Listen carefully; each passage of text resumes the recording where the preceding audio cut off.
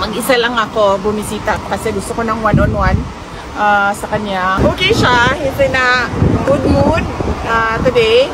Binalitaan ko siya about sa autopsy report ni Mr. Paolo Tantoco, and then binalitaan ko siya about sa mga missing sa Bungeros case. And then sinabihan ko siya na there is an attempt to link him to the missing sa Bungeros case. So sabi niya that is preposterous.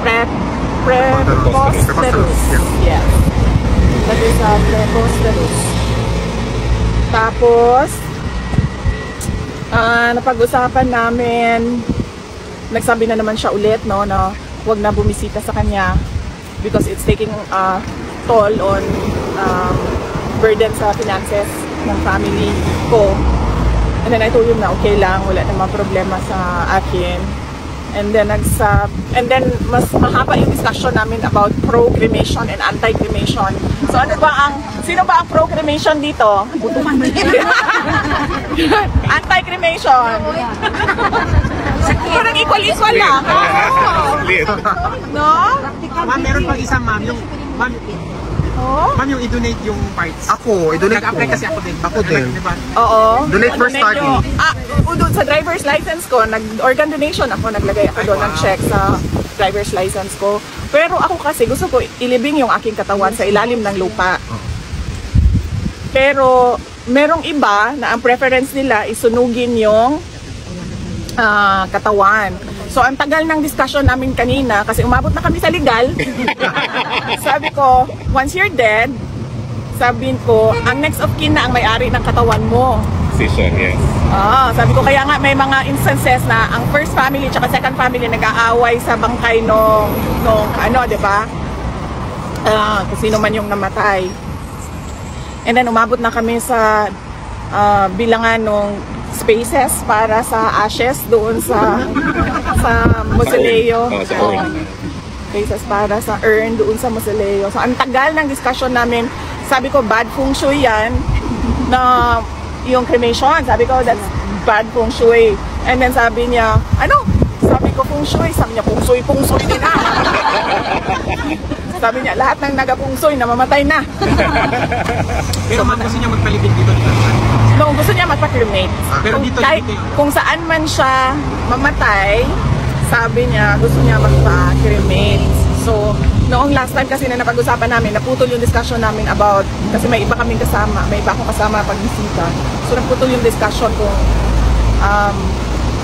pro and anti-cremation. So, kanina medyo mahaba talaga yung discussion namin about cremation. Pagpatay na ang tao, di ba? Hindi na niya alam kung ano mangyayari sa katawan niya. And by law, yung katawan na yan ay property na yan ang next of kin. Sabi niya, unang-una, hindi property ang katawan ko. Sabi niya, hindi property ko ni Numan. Sabi niya, hindi ito property ni Numan ang katawan ko. At sabi niya, sundin daw yung sacred wishes niya. Last wishes niya kasi sacred daw yon sa tao kung ano yung last wishes. So sinabihan ko siya, ma'am, sabi ko, sige, yung eldest na lang namin na kapatid ang pagawain mo kasi hindi ko talaga gagawain na sunugin niya ang katawan mo kasi bad feng shui. Hindi ma'am, hindi rin masusunog yun. Ay, susunugin talaga yan kasi wala siyang will. Kung meron siyang testament na nandoon, hindi susunugin. Susundin siya. O susundin o sino yung mga anak. Kailangan meron siyang will. Ganun yung nangyari sa asawa ko. Yeah, kailangan kung meron. Kung meron na o wala, susundin talaga. As a former president, yes. Kaibigan naman ba yan? Yes. Entitled to be, Pero ayaw niya kasi ng mga ganun, ma'am. Ang gusto lang niya is paano i-dispose yung katawan niya. Balik bang next time tanungin ko sa kanya, ano ba, bakit ayaw niya sa ilalim ng lupa? Takot sa bulate. Ayaw niya kainin siya ng mga uso. Baka ganun, no? Pero ma'am, biblical yung ililibing, hindi yung susunugin. State in the Bible na tayo ay ililibing, hindi tayo susunugin. Biblical yun. Nasa kami. Tsaka sa custody ng Pilipino, ililibing talaga yung katawan, di ba? So, sabi niya,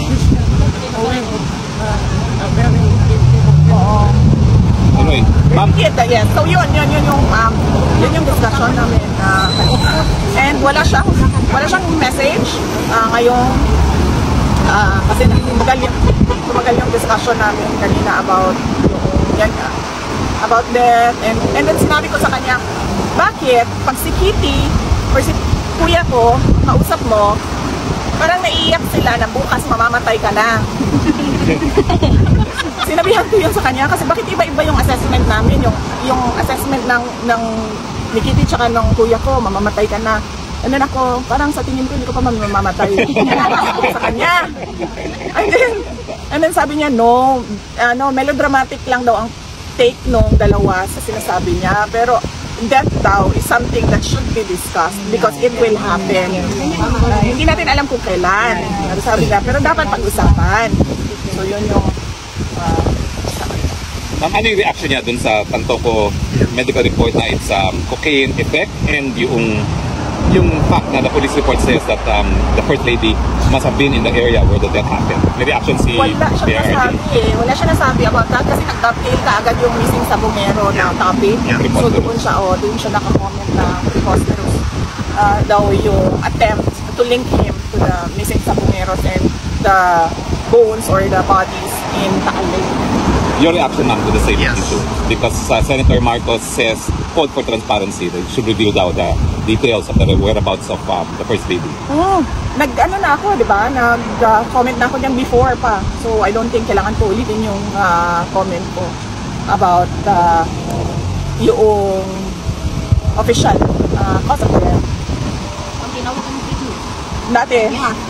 Ikaw mo nagpasimuno. Oo, ako daw nagpasimuno ng fake news. Pero kasi yung hawak-hawak namin na papel, galing talaga siya doon sa hinila siya sa loob. To be under house arrest na lang sa Pilipinas with respect to the interim release. As I said, only the lawyer can comment on the Senate resolution, whether it will be useful for the case or it is not useful for the case. But the family is praying for interim release. What is your reaction, ma'am, with respect to the move of these three senators? Well, we thank them. We thank them for their concern for President Duterte, and we thank them for supporting the move for application for interim release of former President Duterte. So we are grateful to the senators for expressing this in a Senate resolution.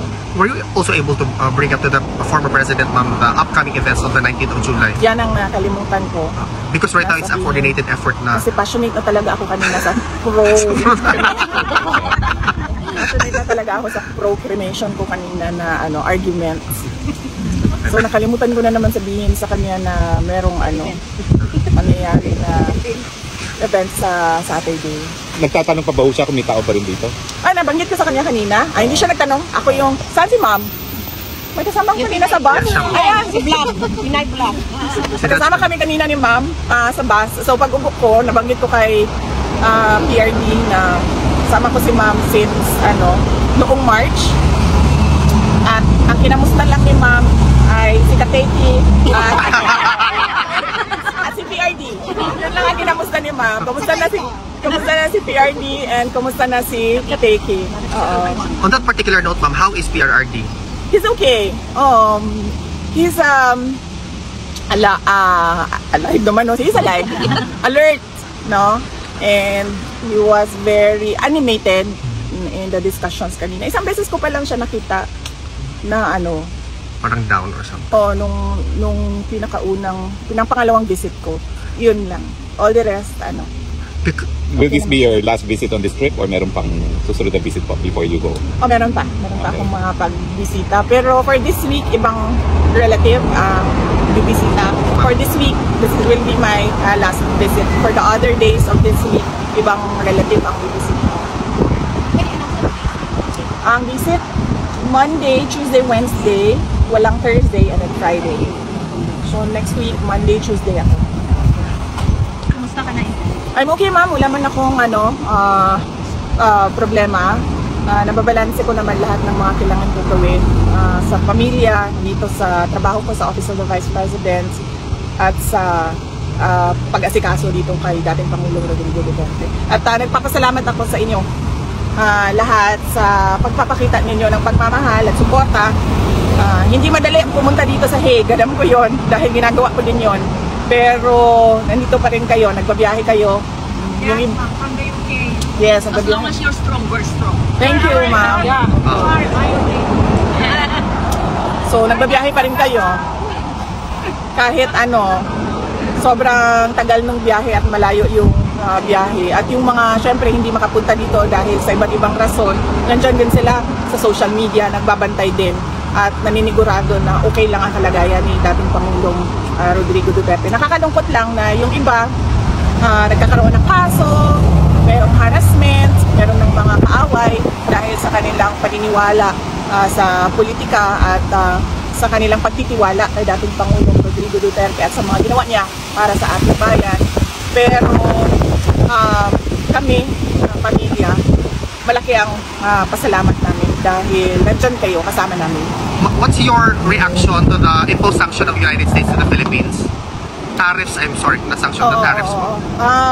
Well, dapat yan unang-una, expected na darating na yan, diba? Kasi pag-upo pa lang ni President Trump ay nagsabi na siya na isa yan sa mga priority niya na gagawin. So, dapat meron ng plano ang ating economic team kung ano ang gagawin doon sa mga i-impose na tariff sa ating pagnenegosyo sa United States of America. At dapat meron na rin team, core team doon galing sa bigger economic team na makikipag-usap, dialogo sa kanilang counterpart doon sa US government. Any expectations po sa upcoming visit ni PBBM sa US? And do you think the LA incident will affect this visit? Hopeless na yan.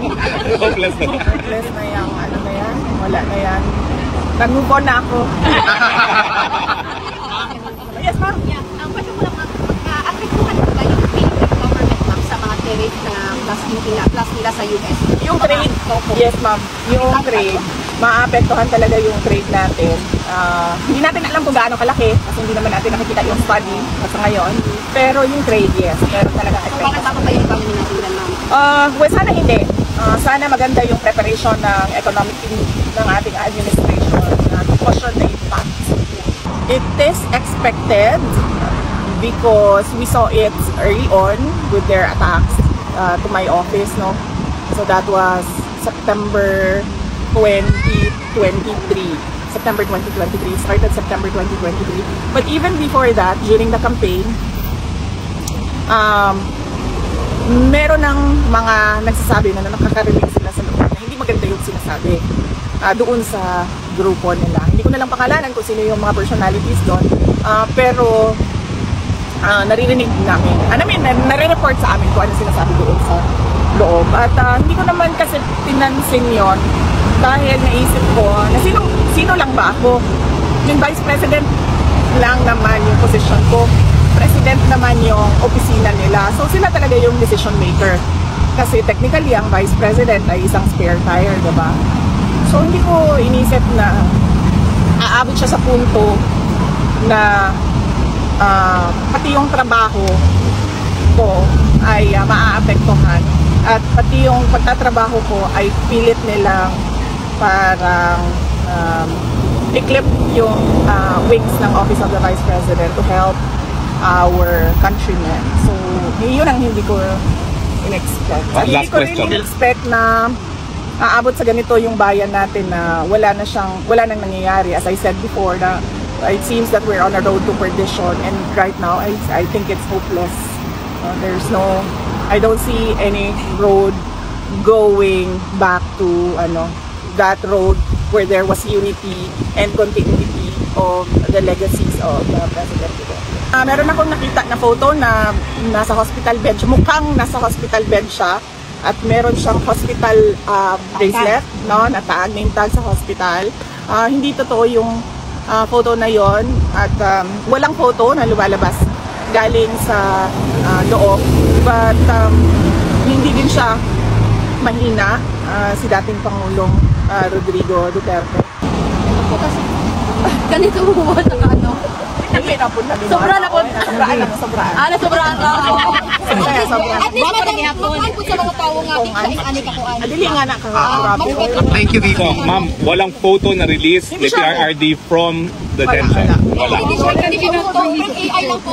Mukha siyang ano dyan, malnourished. Hindi siya mukhang, ngayon, hindi siya mukhang malnourished, mahina. Hindi. Payat lang talaga siya. Pero hindi kasi something. Ma'am, any updates about the possible medical bulletin and possible picture? Wala pa. After our meeting this afternoon, I will meet the lawyer and then discuss about the photo and the medical bulletin, if that is even possible. I just want to say something. I believe that winner never quits and quitter never wins. What assurance could give us that you will be our president in 2020? We are waiting for that assurance that you will be our president in 2020. Yes!